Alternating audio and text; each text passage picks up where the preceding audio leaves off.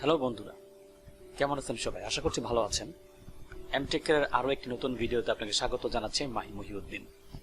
আমরা ছোট ছোট ভিডিওর মাধ্যমে আপনাদের কাছে কম্পিউটারের বিভিন্ন সমস্যা কিংবা ট্রিক্স বা টিপস তুলে ধরার চেষ্টা করি। আমাদের এই উদ্যোগটি ভালো লাগলে আপনি অবশ্যই আমাদের পাশে থাকতে পারেন, আমাদের চ্যানেলটি সাবস্ক্রাইব করে আমাদের ভিডিওগুলোকে লাইক এবং শেয়ার করে। আর আপনার মতামত কিংবা পরামর্শ যদি আমাদের জানানোর থাকে অবশ্যই ভিডিওর নিচে কমেন্ট করে কিংবা আমাদের মেইলের মাধ্যমে জানাতে পারেন। তো আজকে আমরা যে বিষয়টি আলোচনা করব সেটি হচ্ছে, আমরা যারা টাইপিং এর কাজ করি বিভিন্ন অফিসে কিংবা ব্যক্তিগত প্রয়োজনে, আমাদের কিন্তু বাংলাদেশের প্রেক্ষাপটে বলতে হয় আমাদের বাংলা ইংরেজি টাইপ করতে হয়। অনেক অনেক ডকুমেন্টস এমন হয় যে বাংলা এবং ইংরেজি একই সাথে করতে হয়। কোনো কোনো ক্ষেত্রে একাডেমিক এবং অফিসিয়াল কাজ এমনও আছে যে দুই শব্দ ইংরেজি লিখলেন, এরপর আবার বাংলা লিখতে হচ্ছে। এমনিতে বাংলা লেখাটা অনেকটা তুলনামূলক ইংলিশের চাইতে একটু হেজি। এরপর যদি বাংলা ইংরেজি ইংরেজি বাংলা এরকম করতে হয় তাহলে অবশ্যই বিষয়টা বিরক্তিকর। আমি নিজেও অফিসিয়াল অনেক কাজ করতে গিয়ে এরকম সমস্যার সম্মুখীন হয়েছি। এতে কাজের গতিও কমে যায়, সময় বেশি লাগে, নিজের কাছে টায়ার্ডসাম লাগে, মানে বিষয়টা এরকমই। তো ওই বিষয়টা মাথায় রেখে এবং যারা অলরেডি এই সমস্যা ভুগছেন তাদেরকে একটা সহজ একটা পথ দেখানোর জন্য আজকের এই ভিডিও। তো আমার আশা করছি যে আজকের এই ভিডিওটি দেখলে আপনি সহজে বাংলা ইংরেজি একসাথে টাইপ করতে পারবেন। তা চলুন দেখে নেওয়া যাক।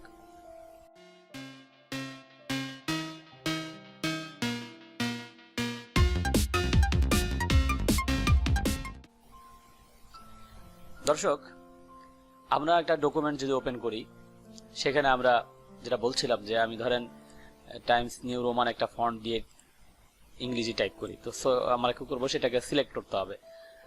সেটা এভাবে না পেলে আমি চাইলে এখানে কিবোর্ড চিপেও নিয়ে আসতে পারি Times New Roman, and then আমি এখানে যদি টাইপ করতে চাই,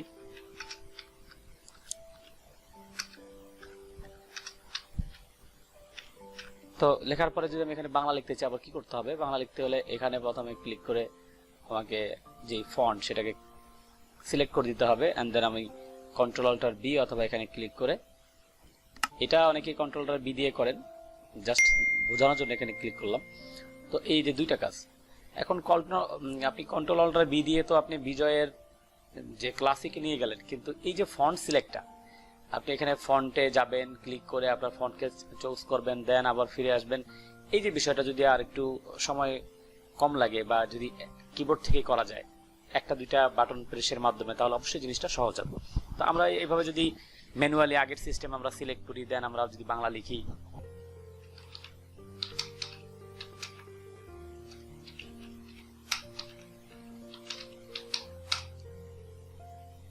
এরপরে আবার যদি আমরা ইংরেজি লিখতে যাই, একইভাবে আমাদের এখানে কন্ট্রোল বি দিয়ে বা ক্লিক করে এটাকে ইংলিশ করতে হবে, আবার এখানে সিলেক্ট করে আমাদের ইংলিশ ফন্টে চলে যেতে হবে।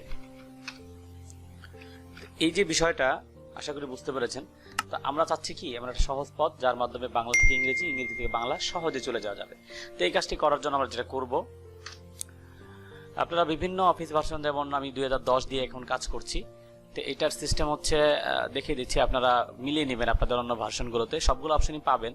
আপনি 2007 থেকে শুরু করে বা 2013, 2016 এগুলো ইউজ করছেন, তারাও পেয়ে যাবেন। আপনি এই যে অপশন ফাইলে ক্লিক করে আপনি প্রথমে যাবেন অপশনে, এটা বিভিন্নভাবে লেখা থাকবে, আপনি অপশনটা খুঁজে পাবেন, ওয়ার্ড অপশন বা অপশন। দেন এখানে যে ট্যাবগুলো রয়েছে এর ভিতরে পপুলার নামে একটা ট্যাব থাকতে পারে প্রথমে বা দ্বিতীয়তে, সেটা না থাকলে আপনি কাস্টমাইজ রিবন পেয়ে যাবেন। আর যদি পপুলার ট্যাব থাকে তাহলে আপনি এখানে কাস্টমাইজ রিবনের অনেকগুলো চেকবক্স দেখতে পাবেন। তো আমরা কাস্টমাইজ রিবনে চলে গেলাম আমাদের এই 2010 ভার্সনে। তো এই মেইন ট্যাবের ভিতরে দেখেন যে মেইন ট্যাব এবং এই যে পপুলার, এগুলো দেখেন। তো মেইন ট্যাবের ভিতরে দেখেন অনেকগুলো চেকবক্সে টিক মার্ক দেওয়া থাকলেও ডেভেলপারে কিন্তু দেয়া নেই। আমরা স্বভাবতই সাধারণ কাজে আমরা ডেভেলপার ইউজ করি না, ফলে এটাকে আনচেক অবস্থায় পাওয়া যাবে। সো আপনি এখানে এই চেকবক্সে টিক মার্ক দিয়ে আপনি এখানে ওকে করবেন, ফলে দেখবেন আপনার এই যে ইনসার্ট পেজ লেআউট এই অপশনগুলোর ভিতরে ডেভেলপার নামে নতুন একটি মেনু চলে আসছে। তো আমরা এই ডেভেলপার মেনুটি ইউজ করে আমরা কাজ করব।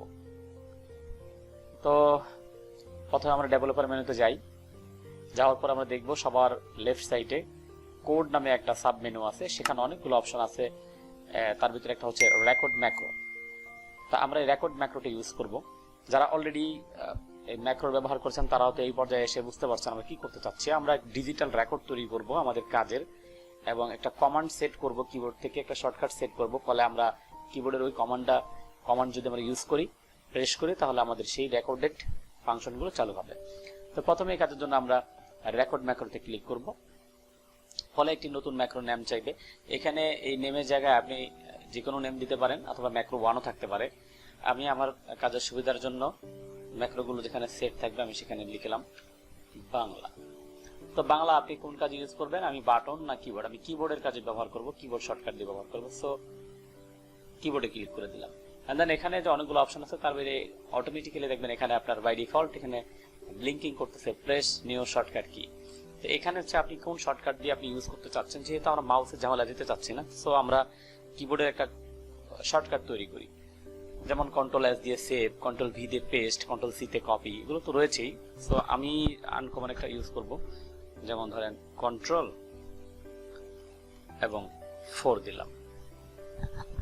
এটা আমি বাংলার জন্য, যে আমি যাতে কন্ট্রোল ধরে যদি আমি নামপ্যাড থেকে যদি 4 চাপি তাহলে বাংলার জন্য চলে আসে। এই এতটুকুই কাজ আমরা এখানে এবারে অ্যাসাইন করব। এখন অ্যাসাইন তার রেকর্ড শুরু হয়ে গেল। এখন আমি যেগুলো অ্যাসাইন করব সেটাই কিন্তু আমার পরবর্তীতে অ্যাপ্লাই হবে। তো আমি হোমে চলে যাব এবং সেখান থেকে আমার বাংলা ফন্ট যেটা আমি নিতে চাচ্ছি সেটা আমি সিলেক্ট করে দেব। বাংলা ফন্ট সচরাচর অফিসিয়াল কাজে আমরা সবাই সুতুনি এমজে বা ইএম যেগুলো ব্যবহার করি। বর্তমানে নিকোশ ব্যবহৃত হচ্ছে বিভিন্ন গভর্নমেন্ট সাইটে কথা বলা হচ্ছে। তো আমরা এমনি লোকালি আমরা কিন্তু সুতুনি এমজি দিয়ে সব কাজ করি। তো আমরা এটা ক্লিক করলাম। সুতুনি এমজি সিলেক্ট করার পরে আমাদের কাজ ছিল এতটুকুই। আমরা এখন আবার ডেভেলপারে চলে যাব এবং এই ম্যাক্রোটা রেকর্ডিং হচ্ছে এটা স্টপ করে দেব। ফলে কি হলো, আমাদের যে রেকর্ড সেটা কিন্তু অ্যাপ্লাই করে দেখার সুযোগ আছে। যেমন ধরেন আমি এখন তো স্বাভাবিক অবস্থা, আমি ধরেন ইংরেজি টাইপ করতেছি, টাইমস নিউ রোমানে আমি লিখলাম। এখন আমি যদি বাংলায় চলে যেতে চাই, আমার মাউস দিয়ে আপনার যে ফন্ট নেম সেখানে যে ফন্ট চুজ করতে হবে না, জাস্ট কন্ট্রোল 4, লক্ষ্য করেন সুতো নেম যে হয়ে গেছে। আবার দেখাচ্ছি, আমি টাইমস নিউ রোমান সিলেক্ট ছিল, আমি টাইপ করতেছিলাম। তো এই অবস্থায় যদি এদিকটা লক্ষ্য করবেন, যে কন্ট্রোল 4 সাথে সাথে সুতো নেম যে সিলেক্ট হয়ে গেছে। তো এই তো আমি সুতো নেম যে নিয়ে আসতে পারলাম। এখন আবার ইংরেজিতে যাওয়ার জন্য কিন্তু আবার ক্লিক করতে হবে। সো আমরা বুঝতেই পারছেন এখন কি করতে চাচ্ছি দর্শক। এই পর্যায়ে আমরা আরেকটি ম্যাক্রো তৈরি করব, সেই ম্যাক্রোটি হবে ইংরেজির জন্য। তো চলুন একইভাবে করে ফেলি, একটা ইংরেজির জন্য ম্যাক্রো করে ফেলি। ডেভেলপারে যাই, রেকর্ড ম্যাক্রোতে ক্লিক করি, এরপরে ম্যাক্রো 1 তো আগে রয়েছে, সরি বাংলা রয়েছে, এবার আমরা ইংরেজির জন্য ইংলিশ দিই। এখানে ম্যাক্রো 1ও থাকতে পারে, এটা কোনো বিষয় না। ইংলিশ দিলাম, কিবোর্ডে ক্লিক করলাম, এখানে এসে ওটা কন্ট্রোল 4 দিয়েছি, এটা আমি কন্ট্রোল 1 দিলাম, কন্ট্রোল নাম্বার থেকে 1, অ্যাসাইনের পরে ক্লোজ। এরপরে আমরা হোমে গিয়ে ফন্ট সিলেক্ট করব। ফন্ট সিলেক্ট কোনটা আছে, Times New Roman. Times New Roman select হয়ে গেছে, আমরা স্টপ রেকর্ডিং ক্লিক করব। দুইটা ম্যাক্রো হয়ে গেছে। তো দর্শক এখন আমি চেক করব, আপনারা একটু লক্ষ্য রাখেন বিষয়টি। দর্শক এই পর্যায়ে আমরা আমাদের ম্যাক্রোগুলো ইউজ করে আমরা এটাকে দেখবো যে আমাদের যে ডিজায়ার্ড যে অপশনগুলো সেগুলো কাজ করে কিনা, বাংলা ইংরেজি একসাথে টাইপ করতে পারে কিনা। সো চলুন প্রথমে ইংরেজি টাইপ করতেছি, মাই নেম ইজ, এখন আমি নামটা বাংলা লিখতে চাই, তাহলে কন্ট্রোল 4 দিয়েছিলাম আমাদের বাংলার জন্য, সুতরাং নাম দিয়ে চলে আসছে অলরেডি। আমি এখন কন্ট্রোলটা বি দিয়ে আমার বিজয়কে ক্লাসিক করে নিলাম। এরপর আমি লিখলাম মাহি,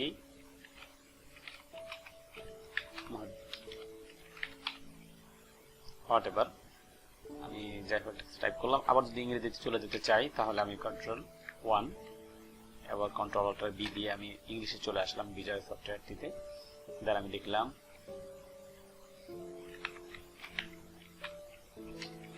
শরিয়তপুর